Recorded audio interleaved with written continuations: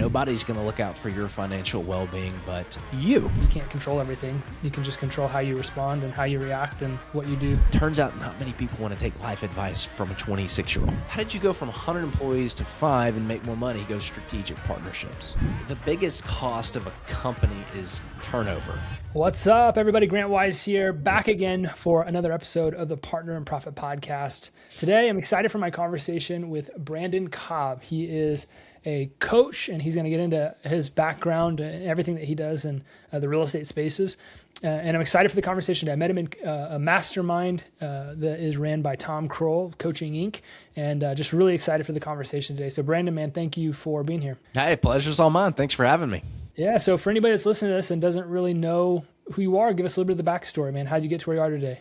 Yeah, so, it's an interesting story because if you told me 10 years ago that would be inventing new neighborhoods, I'd have looked at you like you had 7 heads. So I'm actually a medical device sales rep turned real estate developer. So, two completely different worlds. So I got into real estate development, but did have zero experience whatsoever in it before I got started. I'm what you probably call an accidental entrepreneur. I don't have some story about working in a corporate culture that I hated for decades and I have some dream to go start a company. No, that's not me at all. I spent my younger years working and slaving to break into my career dream job, which was medical device sales. So it took me years to get in, and man, I had what I would call a really good gig going.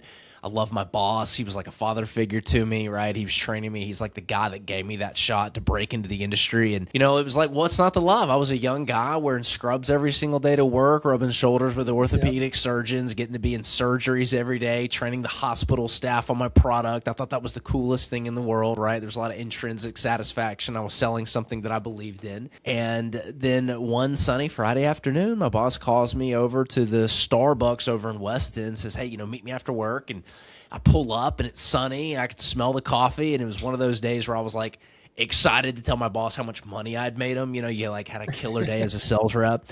And all you want to do is just, make your boss happy in those days, right? And he fires me. Oh.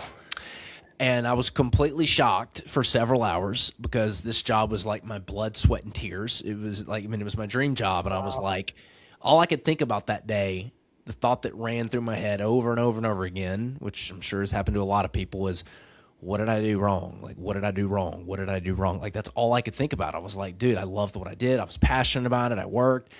And, after the shock wore off, I learned something that I will continue to carry with me for the rest of my life. And that's that nobody's going to look out for your financial well-being but you. Yeah. So I took that advice and I was jobless now. So I started a few things. I started a how to break into medical device sales course that failed.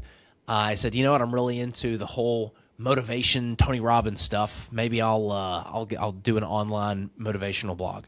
That failed. I said, well, maybe I'll be a life coach. I really like that. I was really into coaching. And Grant, you're not going to believe this, but turns out not many people want to take life advice from a 26-year-old. So that failed too. And then I discovered this powerful vehicle called real estate. And, at first I made all the mistakes. I sold all my retirement accounts to buy my first flip. I paid the taxes and stuff. It's just stupid. Don't do that if you're listening, by the way. Do not sell your retirement accounts to invest in real estate. You can actually use them to invest and not pay the penalties. I wish I'd known that. But that was the start of my house flipping company. So I built that up for, a year or two, doing 30, 40 flips a year, graduated into doing new construction. And we started scaling that business, had a need to raise capital. So we started HBG Capital. That's our investor-facing firm. And so we started syndicating funds, starting funds and syndications and raising money in order to grow and scale that new construction business. And then, one day we had all this land that we were developing, getting ready to build homes on, and we started getting, boom, boom, boom, knock on the door. It was from a national home builder, like you've probably heard of them, right? They're publicly traded. And they said, we really like your development. We want to buy it. We want to build the houses. And we were like, get lost. No, we're going to do it.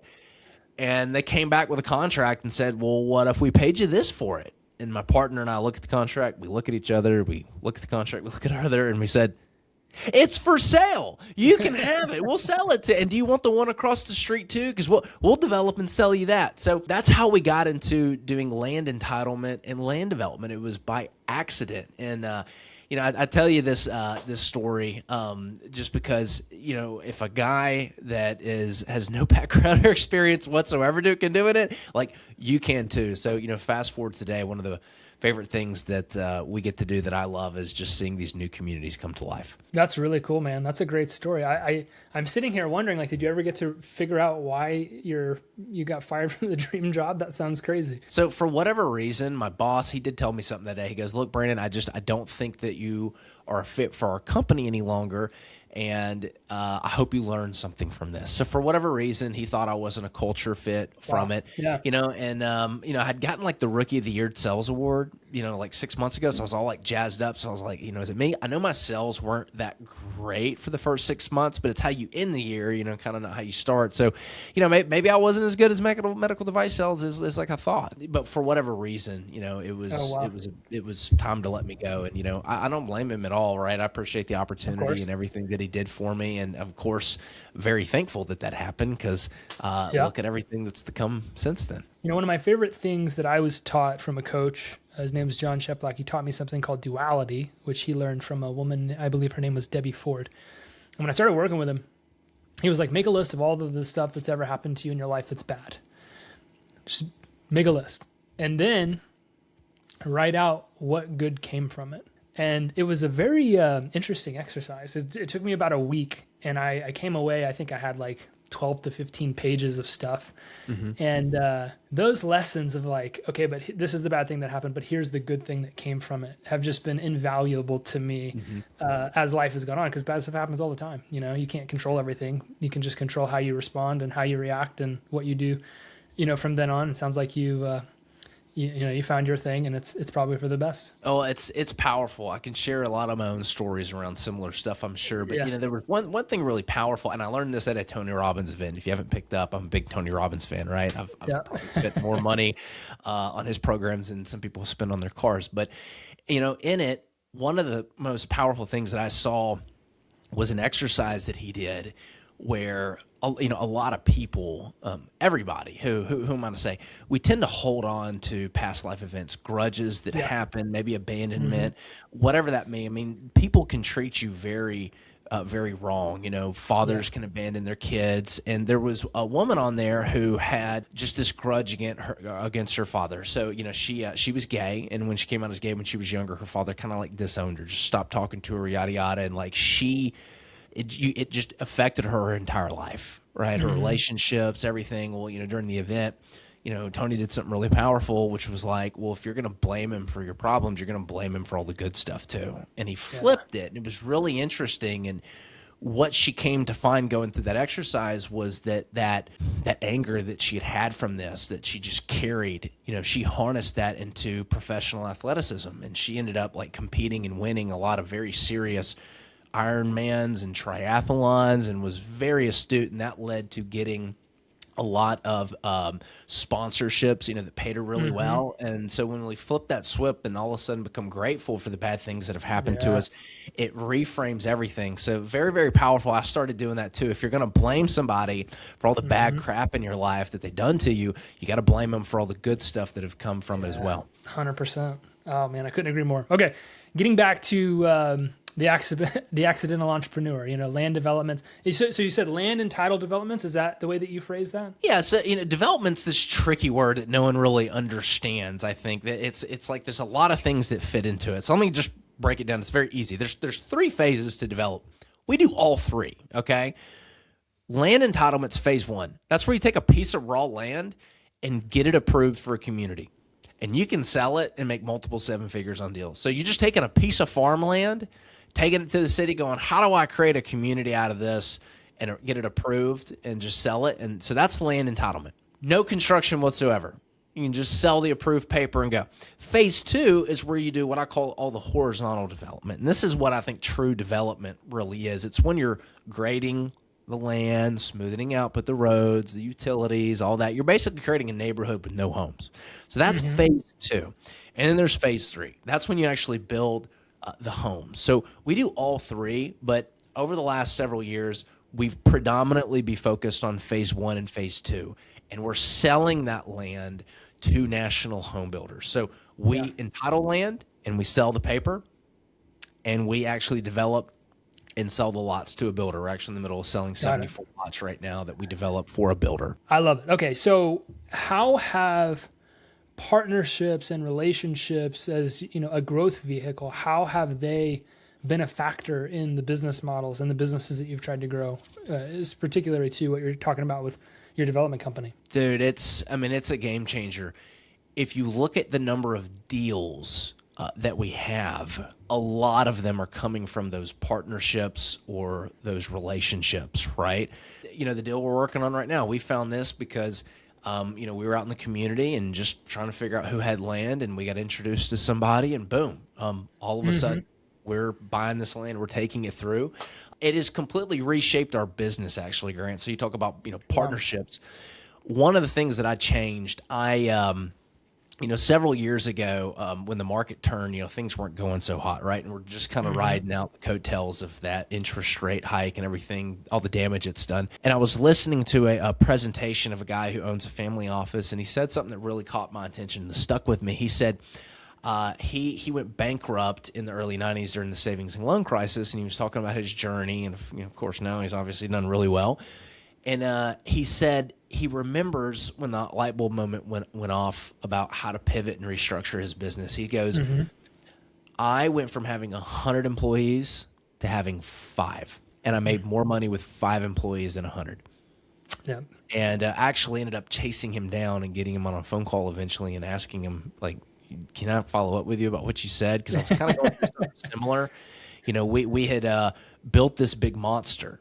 We had the acquisition company, which was great, acquiring land. Then there was the general contracting company that was developing it, and then there's our capital raising company.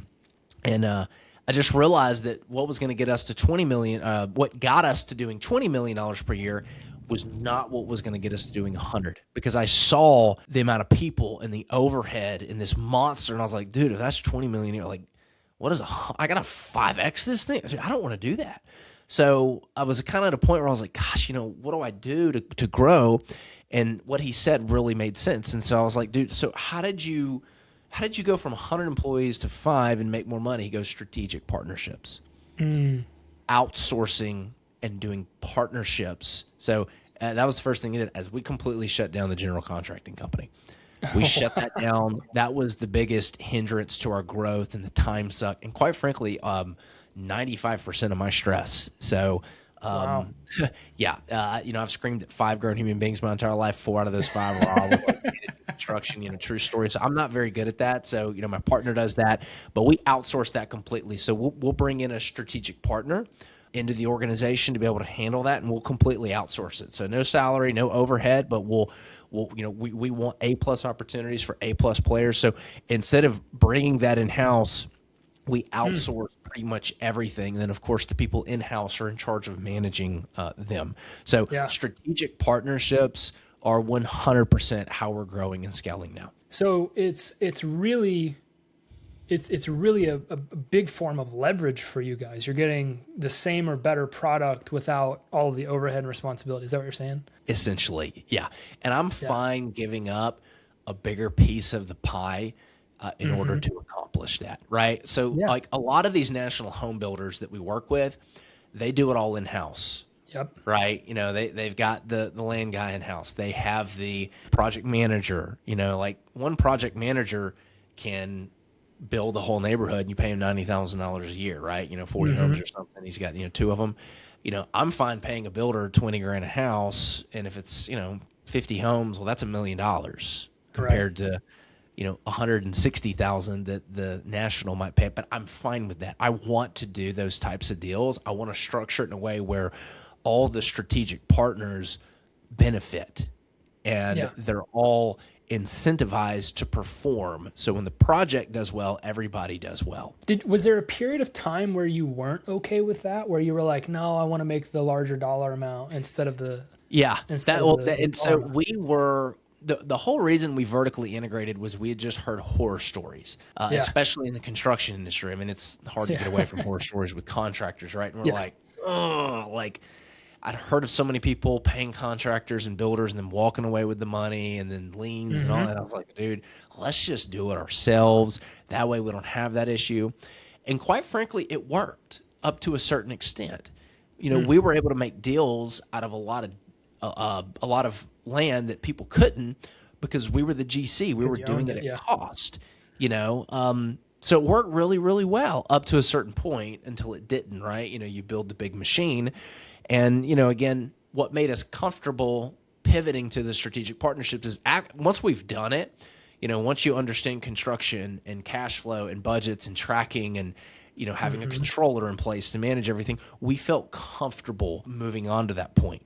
We could have very easily gotten burned had we started, but because we came to the table with that background and experience, we knew how to control the risks, which made us more comfortable. Did you identify that the construction arm was the thing you wanted to cut just because it was the biggest headache, or is that what it is? Like purely simple as overhead and headache. I mean, it was so easy. Overhead and headache. Like it was Yeah. very easy to identify which piece of the vertical integration we wanted to get rid of. That makes a lot of sense. How do you identify the strategic partners that you want to work with? So I talk to so many people, and it's like, how do we use partnerships to grow? And I think a lot of people are thinking about, we grow our business through client acquisition, but there's multiple ways to grow, right? And you're talking about using strategic partnerships to grow through the leverage it creates so you can ultimately do more deals because you had your strategies. And maybe partnerships and relationships are a way that you get customers too. But what I hear you saying is we're using this as a vehicle to create leverage. And that really changed everything for us. So it's a different way that you're growing, not necessarily by new client acquisition, but by creating partners inside of the business that help you release these big headaches and these big overheads. And so I'm curious, like, how do you identify who you want to partner with? And have you ever had any of those deals go south? Everybody's always got a partner story that when I talk to them, but I'm curious with you. Just to be clear, the type of partner, when I say we have strategic partners, like they don't own a share of our business. Right. Yeah. Right. Yeah. So like they're not an actual general partner in the company with duties and responsibilities. They're hired pro rata based on whatever project we're tackling or whatever thing we're taking on. So as an example, one of the things that we look for is alignment of the long-term vision. They've got to be able to obviously perform on whatever it is we're asking. Like that's very important, being very, very clear about what it exactly is you need and can they deliver on that, and do they have the track record and background to be able to do that. But there's got to be long-term incentives, right? As soon as, and this goes for partners in your business too, as soon as the long-term vision starts to stray and the partners have different visions, those are the cracks that start to form to tell you that the partnership is not going to work out. So that's a very important piece. Another important piece is alignment of core values. So you've got this skill set area, right? That's kind of all right, can they actually do it? And then you have the value-based system. Am I going to work well with this person long term? I've gotten out of partnerships where I found out that my partners did some sketchy stuff that was in what we would call like the gray area of business. Yeah. And I'm not a gray area guy. I'm like, no, absolutely not. You can argue it both ways, right or wrong. I don't care. Like I'm not in the gray area. I'm out. So, I've got that core value, let's call it high integrity, right? Don't do what you wouldn't want published in a newspaper. And I'm like, I don't want my name attached to that published in a newspaper. So I'm out. See you later. Having those core values is really important because you don't want to be working with people that are going to do some things that you may or may disagree with. And so we can go into like how I sit down and do that, but being honest and knowing what your core values is the first step. And then having a system in place to be able to filter for those core values is like the second. And part of that is spending a significant amount of time with them. So those are the two things that we really look for: the skill set, long-term vision, and the core values. I talk to so many people that do not do the three things that you just said ever. They don't really have an understanding of their core values. They don't have a system for validating that in people that they hire or people that they partner with. And they don't have the patience to spend time with people to make sure that everybody just seems like, no, let's just go do it. Whatever's on my mind, let's go do it. And so I would imagine just taking your time and doing what you've talked about makes a massive difference in identifying good strategic partners And then I would imagine the relationships last so much longer too. Yeah, well, it's like the biggest cost of a company is turnover. And you don't want that Yes. with your partnerships as well, Oh right? my You goodness. know, Yeah. you want to find somebody in a long term. So a lot of the contractors that we work with locally, like we're in it for the long haul, right? Like they see the long term vision and they see how much work we're doing to find these deals and put them together. And you know, they want a piece of that. They want to be involved in that. That's fascinating. How much time would you say that you typically, spend with somebody before you're like, okay, I got a good feeling here? Is it a day or is it a year? It's not a certain amount of time. You Yeah. definitely, so yeah, like I meet people and it's usually a significant amount of time before I'm actually doing business with them. So we're typically, like I'm always looking for partners. Like I don't need one right now, strategic partners, but I'm always looking for the right investors, the right contractors, the right, whoever it is. And so I've got, people on my radar and you kind of follow them and you keep up with them for a couple of years. And then, that need finally arises and you're like, all right, I got a pretty good feeling about this person. And, I've seen them for a while now. And, now we can actually start to maybe do something, right? So like HBG Capital, for example, one of the reasons we raise a lot of money is people have just been following us for years. Yeah. And, they've seen what we do and how we communicate when things are going really well and how we communicate when things aren't going really well. And, that goes a long way with people. And so a lot of people want to come and be a part of that and, help raise funds for projects. And so we're getting to see the success that comes from, again, just acting out your core values. And yeah. I love it, man. This has been an awesome conversation. Fascinating. I've always been very intrigued by, what you guys do, land entitlements and horizontal development. If that's the way that if I'm remembering correctly, if that's the way that you had said that. My brother, he's pretty big in the real estate space, and he's always looking to buy a piece of land and flip it to somebody else that's going to do something with it. It's a fascinating. I say it's a game. It's fascinating business, fascinating game, fascinating stuff. I really appreciate it. I appreciate you spending some time with me today. It's definitely been interesting. Yeah, no, I appreciate the opportunity. I always like to ask this question before we sign off. Is for anybody that's listening to the podcast, how can we partner with you? What is something that we can do to walk alongside you and help you? That's a great question. I tell people like there's two people that we serve.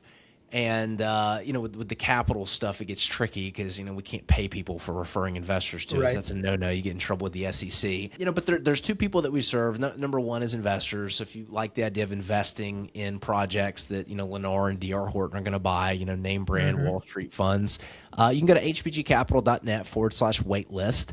That's pronounced Harry Bob Gary Capital.net, hbgcapital.net. And you can watch the video there.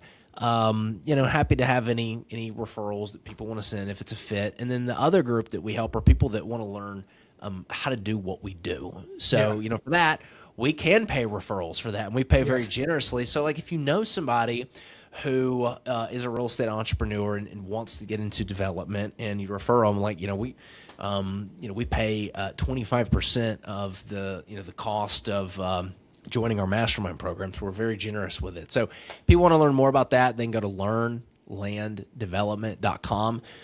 We've got a free course called Land Development 101. Go grab it. It explains how to get started doing all this stuff. And if you want to book a call and learn more about the mastermind, you can watch the video on the website, and there's a little request invitation button, and we can chat. I love it. Well, we'll make sure that we link up all of the ways that people can connect with you and do that.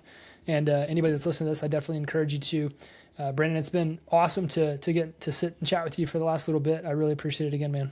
Hey, thanks. Appreciate the opportunity. Yeah. And thank you all for continuing to listen to the Partner and Profit podcast.